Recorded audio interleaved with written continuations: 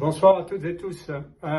Très heureux de vous retrouver dans ce petit point d'étape en ce qui me concerne et évidemment pour ma part ce qui concerne beaucoup de gens autour de nous. Ce point d'étape anti-cancer ou cancer tout court montre en fait une stabilité depuis presque 3 ans où il n'y a pas d'évolution sur l'un des nodules qu'on suit maintenant depuis ce temps-là. Et puis, il est apparu, il y a à peu près 400 mois, un autre nodule de 6,7 mm. Et bien, en 4 mois, ce nodule a complètement disparu. Donc, évidemment, on s'interroge à un certain nombre de choses, de par le virus. En particulier, on sait qu'il y a des cross-réactivités entre certains antigènes viraux et leurs antigènes tumoraux qui excitent les lymphocytes T, donc l'immunité de la personne, et qui seraient capables de jouer un rôle important sur l'évolution de certains cancers. Aujourd'hui, évidemment, on s'intéresse encore et toujours à ce qu'on appelle la nutrition scientifique, la nutrition que l'on ne connaissait pas il y a encore un certain nombre d'années, voire de mois, et on apprend en fait des choses tous les jours ou presque. On sait que, évidemment, l'intérêt est en train de grandir de par le monde, dans le monde des microalgues.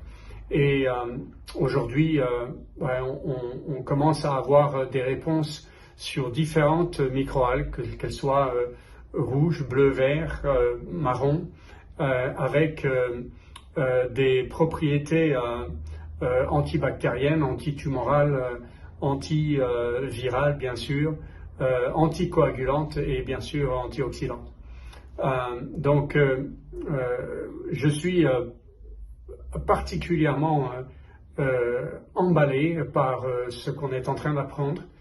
On sait que ces propriétés bien souvent viennent du fait que les microalgues changent la donne en ce qui concerne le microbiote intestinal, et qu'on voit par exemple l'apparition de cette bactérie intestinale ou cette famille dont on a aujourd'hui la sensation que c'est peut-être la plus importante, qu'on appelle Akkermansia mucinifila.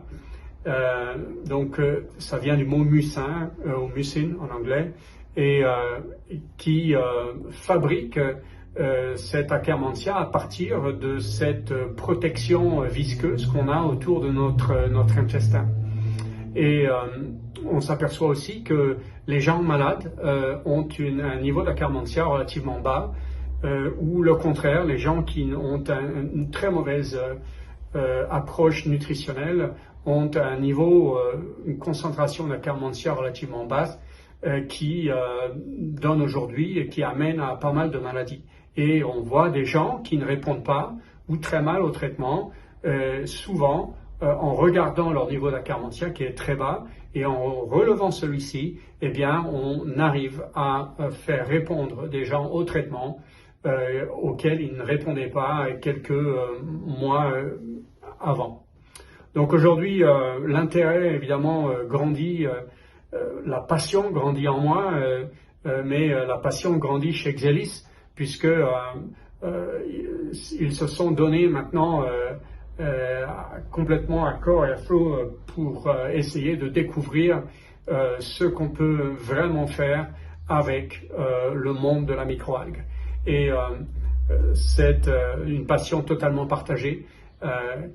Très bientôt, je serai au sein de la technologie où se fabriquent les produits, et nous allons avoir une conversation où on pourra expliquer en détail le processus de fabrication et le pourquoi est-ce que cette technologie amène aujourd'hui et elle va amener dans le futur des choses qu'on ne trouve pas encore en ce moment.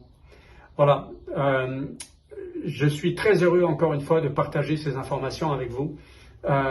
J'espère pouvoir, dans un futur très proche et plus lointain, aider un grand nombre de personnes avec leurs approches, différentes approches métaboliques. Encore merci, bonne fin de dimanche et à très bientôt.